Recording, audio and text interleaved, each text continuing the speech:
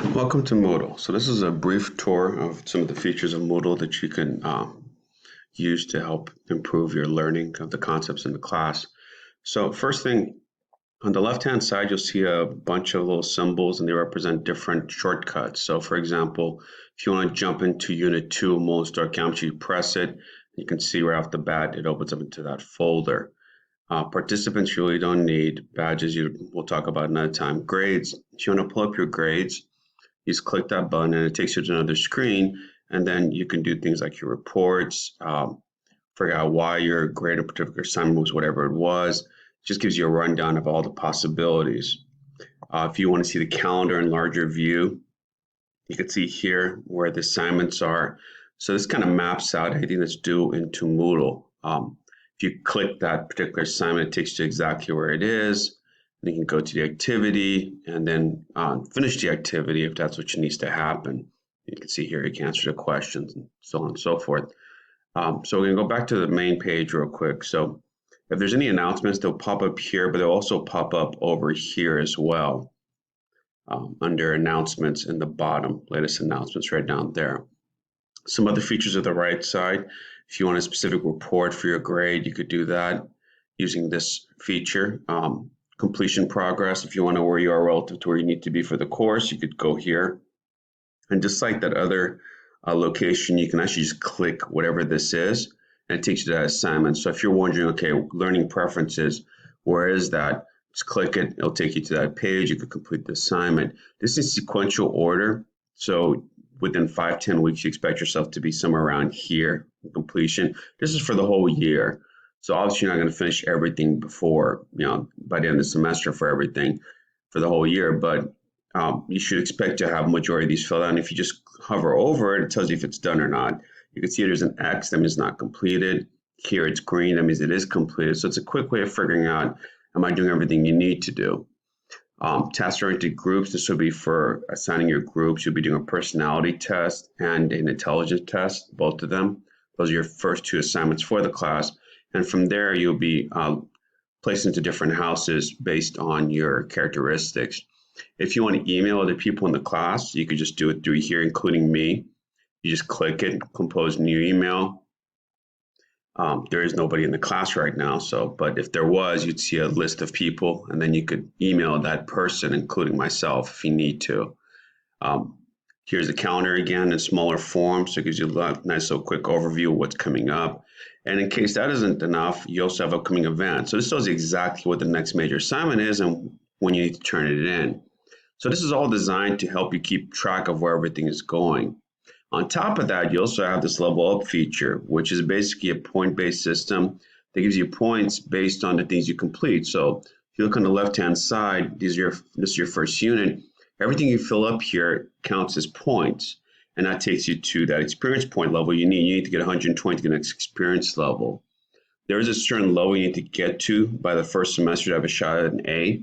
We'll talk about that later, but there is a point to this. So besides having the opportunity to track yourselves relative to other students, which this will help you do because you have a ladder that shows you where you are, there's a couple of nice little features from this. The top 3 students from each class will get the opportunity to skip the final. So obviously, this will help you figure out where you are relative to the other kids and what you need to do to hopefully get in the top 3. There's also a secondary feature based on your group. The top group also gets some benefits, but we'll talk about that later. So over here, you have your different assignments, and as you click them, the first thing I'm going to show you is a checklist. This is something you can do yourself as you finish your assignments. So as you complete them, this is a way of managing yourself to make sure you finish everything you're supposed to. So you just check all of them off as you complete them. And if you want to know where it is, if you just click this, it takes you to the activity. So if I want to go, okay, where's the study guide? You can see right down here, it already downloaded. I could open it up and take a look at it. Some of these are just looking at the assignment. Some of them are completing it, so it varies. But either way, this will help you track yourself. And you have to check it off yourself. So once you complete it, you can see you're able to complete it. The little thing goes to completion. It's a quick way to kind of make sure that you're on progress, you're doing things you need to. Here's more details. This is my view of it, so yours will be a little different in this. All right, we're going to go back to the main page one more time. You also have a bunch of self-tests and resources. So here's some resources, including Anki, how to use it, the syllabus, concept maps, so on and so forth. Now, when you get into the units, we're going to look at Unit 1 first. You can see the things that are available. You have resources on top. These are the PowerPoints, extra videos to help you understand the concepts, Anki decks. I make the Anki decks for you, so you just download them and import it into your own Anki, and you can use them for study purposes. Assignments, that kind of organizes it for you real quick. There's an assignment sheet turn in for Unit 1. These are all of them.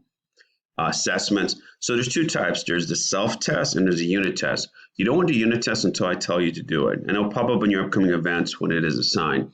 Self-test you take whenever you want to. You have 3 shots at each self-test. And the way it works is the high scores is the one that goes in as your grade. In addition to affecting your grade in the class, it also affects your points because however many points you get on the test, both the self-test and the unit test, end up on your leveling. That's one thing that have a huge impact on what level you are is where you're doing on the tests and quizzes. Also, there's points associated with labs as well. So whatever score you get in the lab pops up immediately as your score or points for the level up feature.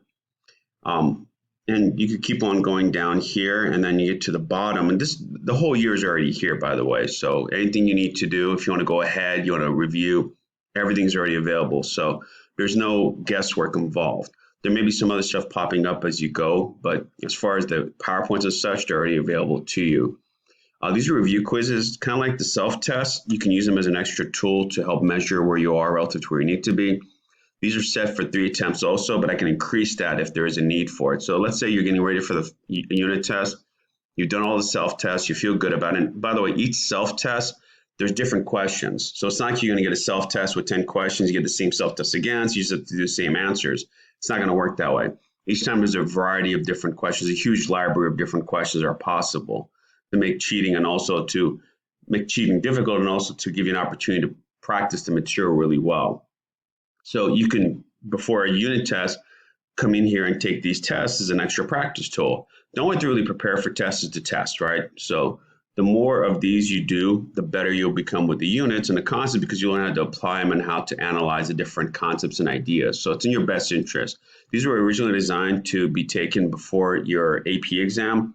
My suggestion, take them whenever you need to. And if you find that you ran out of the opportunities and you want more, just ask me and I'll increase the number of attempts you can do on it. Still, your highest score is the one that goes in as your grade. So there's no negative to it, really. It's just to your benefit. So those are the features of Moodle. And before I forget, there's also a feature down here for accessibility. If you click it, let's say, for example, you're dyslexic, you click it, you save, and then the whole font will change to better suit your needs. This actually works better for people that have dyslexia because it organizes the words in a way that's more digestible. So that's just another feature to help you kind of understand how to use this information to your best interest. So that's it from Moodle. If you have any other questions or comments, you could always ask in class. There's a whole bunch of stuff in here, and once you start playing with it, you'll realize it's a pretty useful resource.